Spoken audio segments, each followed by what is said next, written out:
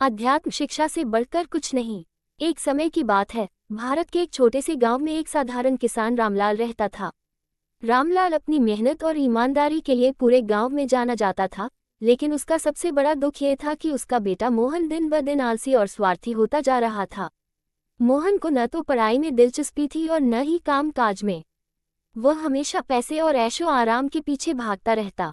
रामलाल ने कई बार मोहन को समझाने की कोशिश की, लेकिन वह अपनी हरकतों से बाज नहीं आता। एक दिन रामलाल ने सोचा कि उसे अपने बेटे को जीवन का असली अर्थ समझाने के लिए कुछ अलग करना होगा। वह मोहन को पास के जंगल में एक प्रसिद्ध संत के पास ले गया। संत का पाठ। संत एक वृद्ध और ज्ञानी पुरुष थे। उनकी ख्याति दूर दूर तक फैली हुई थी।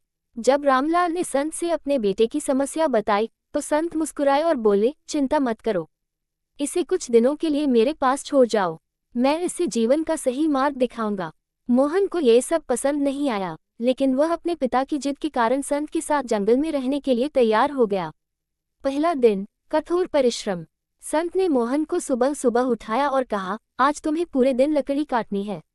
ये जंगल हमारी जरूरतों का भंडार है, लेकिन इसका उपयोग हमें मेहनत से करना होगा। मोहन ने अनमने मन से काम शुरू किया। शाम तक वह थककर चूर हो गया। उसने सोचा, ये जीवन तो बहुत कठिन है। दूसरा दिन, ध्यान और संयम। अगले दिन संत ने मोहन को ध्यान सिखाया। उन्होंने कहा, मनुष्य का सबसे बड़ा शत्रु उसका चंचल मन है। अगर इसे काबू में कर लिया जाए तो जीवन में कुछ भी असंभव नहीं।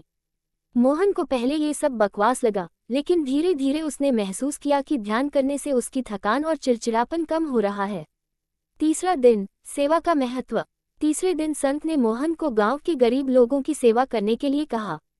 मोहन ने बेमन से काम शुरू किया, लेकिन जैसे जैसे उसने लोगों की मदद की, उसके अंदर एक अजीब सी शांति का अनुभव हुआ। उसने देखा कि सेवा करने से उसके मन का अहंकार धीरे धीरे कम हो रहा था। जीवन का असली अर्थ। एक सप्ताह के बाद संत ने मोहन से पूछा, बेटा तुम्हें क्या समझ आया? मोहन ने सिर झुकाकर कहा, गुरुदेव, अब मैं समझ गया हूँ कि जीवन का असली सुख धन दौलत में नहीं, बल्कि मेहनत, ध्यान और सेवा में है। आपने मुझे अध्यात्म का जो पाठ सिखाया, वह मेरे जीवन की सबसे बड़ी सीख है। अब मैं अपने पिता का सहारा बनूंगा और उनके साथ ईमानदारी से काम करूंगा। वापसी का दिन। मोहन जब गांव लौटा तो वह पूरी तरह बदल चुका था। अब वह अपने पिता के साथ खेतों में काम करता, सुबह ध्यान करता और जरूरतमंदों की मदद करता।